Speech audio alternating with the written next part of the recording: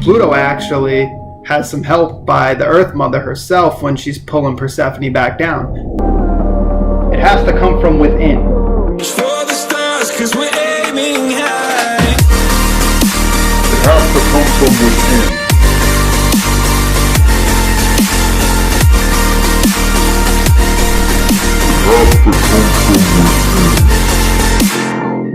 Hey guys, welcome back.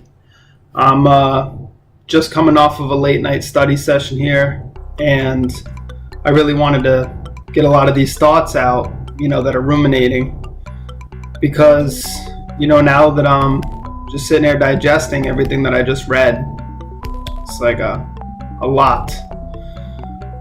So, really, to cut to the chase, what is on my mind now is fate, and astrology and its link with fate. It's a few different things going on here, and I'm trying to just digest it all, because there's a period for me when I study, and then right after I study, I have to walk around, think about things, put on some music, let it digest. But I really want to document more of my process and give you guys as much value as I can in that process. I think the best way to do that is probably to share my thoughts as they come in, and also be a good way to maybe digest them as well. I've been thinking about fate because I'm reading this great book by Liz Green called The Astrology of Fate.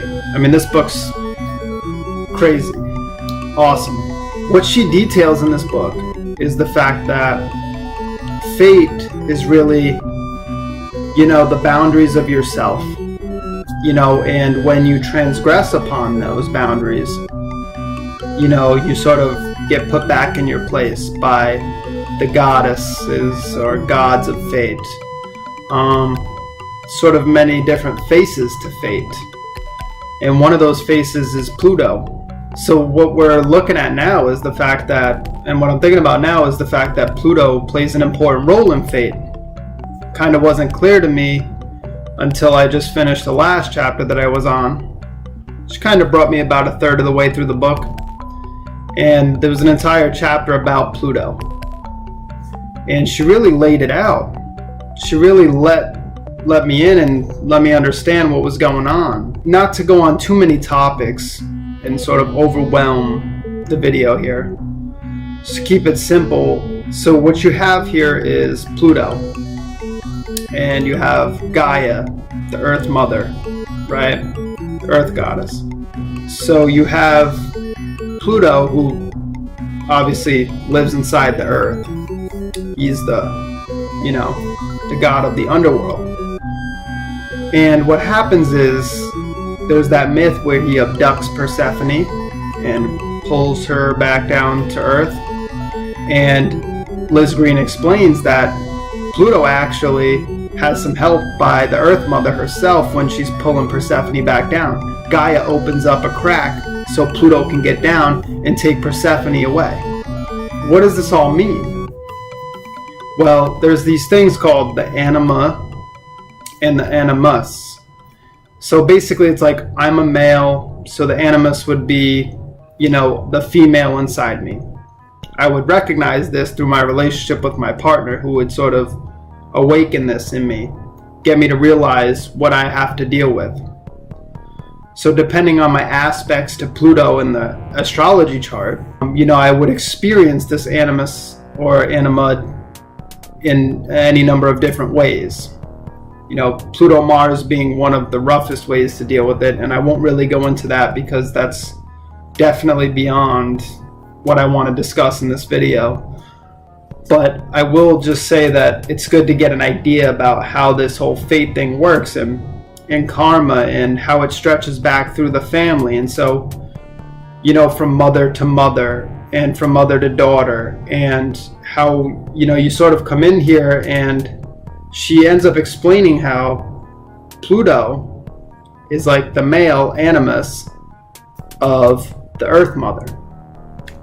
And to come to terms with this, Pluto represents the instinctual side of the Earth Mother, the sexual drives and urges, and, the survival instincts. And to cope with this part of herself, and to deal with that part of yourself is something that we're all doing. And it's kind of represented by Pluto in the chart. And so Pluto pulls Persephone down into the underworld, and part of this is like it needed to happen. She needed to go down there and to experience, to become her own woman in a sense. And how you sort of have to shed the mother. So the Earth Mother is sort of representative of the fact that like when we stay too attached to our mothers, like our fate sort of plays a role. The darker aspects of us start to crop up, and if we don't deal with them, we're sort of left, carrying around a bunch of baggage we don't want to carry around.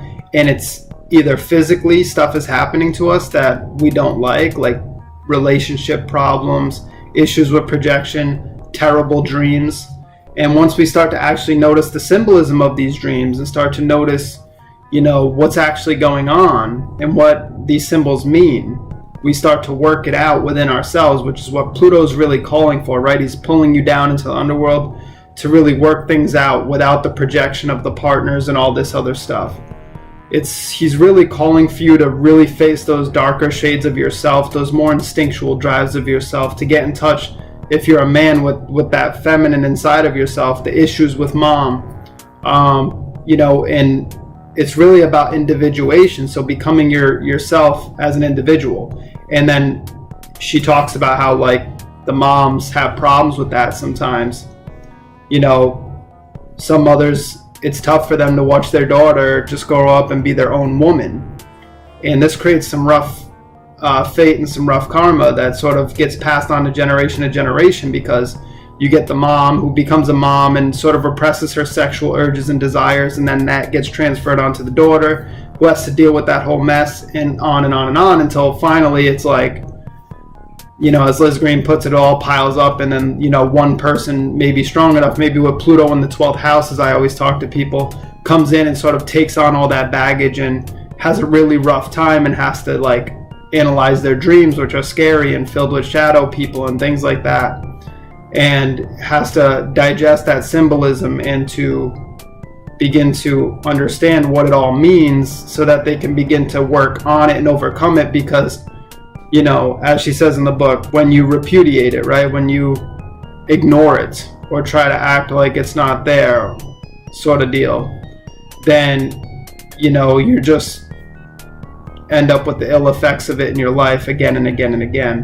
So to clear that generational karma, you really have to pay attention to Pluto in the astrological chart, the aspects to Pluto, depending on the planets, and realize that what Pluto is actually calling you to do, and that's to get in touch with those deeper instincts, to get in touch with your own animus as recognized through a partner, to go on that journey down into the underworld, and how the Earth Mother actually plays a role in that, and how